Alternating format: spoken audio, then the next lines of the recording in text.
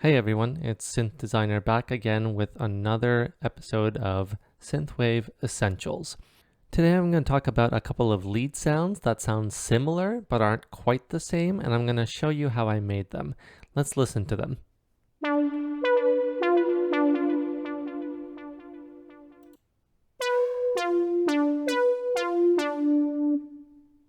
So before I begin, I just wanted to say that these sounds are in my Synthwave Essentials Volume 3 preset pack. They are completely free at synthdesigner.com. I appreciate any donations, but you don't have to. You could just download them for free. So let's get right into how I made them. Let's start with number 1. So as you can see, I'm using pretty simple wavetables, just a saw and a sine, and as per usual, I have the fine knobs detuned slightly, and I have only one voice of unison because I really want them to be lead sounds straight up the middle. You can get width, as you can hear from the reverb and delay, and we'll get into that later. Let's start with the envelope here. So envelope 1 has a bit of an attack, and it also has a medium decay and a kind of short sustain sound, and then a little bit of a release sound. Then envelope 2 here, a very quick plucky sound, and that's by design. Envelope 2 is attached to the filter, and that's what creates that kind of quick up and down sound, right? As it kind of opens up quickly, it closes quickly. If you hold the sound, you can hear a little bit because the sustain on envelope 1 is not all the way down. Now, generally you wouldn't do that, but it's kind of giving it that slight background sound to it.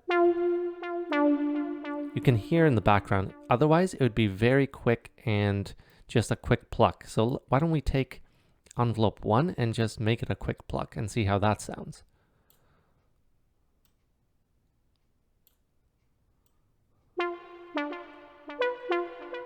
So I have the hold on here actually, and then the sustain up here, and then back to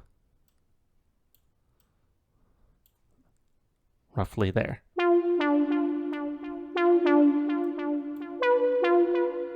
And it kind of gives us that really quick pluck, but also just that slight sound in the background that you could hear.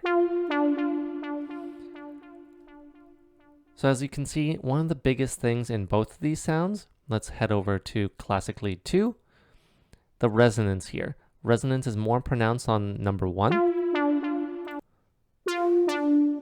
And then you could turn it up on number 2 as well. It's really meant to be that kind of classic synthwave lead that you hear. So resonance is pretty common in synthwave type of leads, but it kind of, you have to match it to your taste, right? The LFO on both of them is actually very similar. I'm using a sine wave here, and that's again attached just to the fine knobs. And then in lead 2, I have it attached to the fine knobs and then slightly over to the cutoff. Now, it's not doing too much here, but I just wanted it just to give that slight variation to it. Why don't we talk about the wavetables here on Classic Lead 2? As you can see, I didn't want it to be quite as narrow, so I actually gave it 2 unison voices here. As you can see, the shape is slightly different. So rather than a sine wave, I have a triangle. So it kind of gives us a little bit more of a bite. And the other thing is, envelope 2 here opens up the cutoff more. If I were to turn this down a bit, very similar to number 1 all of a sudden.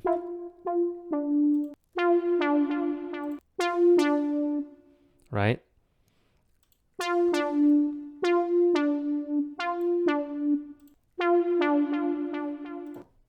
The other thing to remember is it's about the taste of the effect. So on Classic Lead 2, I have just reverb, but when we head over to Classic Lead 1, I have the flanger, the chorus, delay, and reverb. So it's about the taste that you want.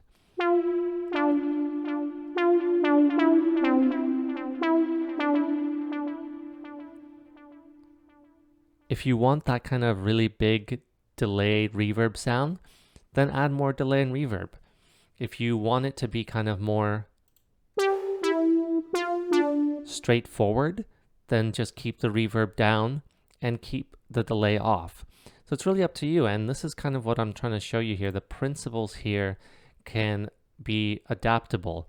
You don't need to make it one way or another, and it's really about kind of shaping the sound to what you need it to be.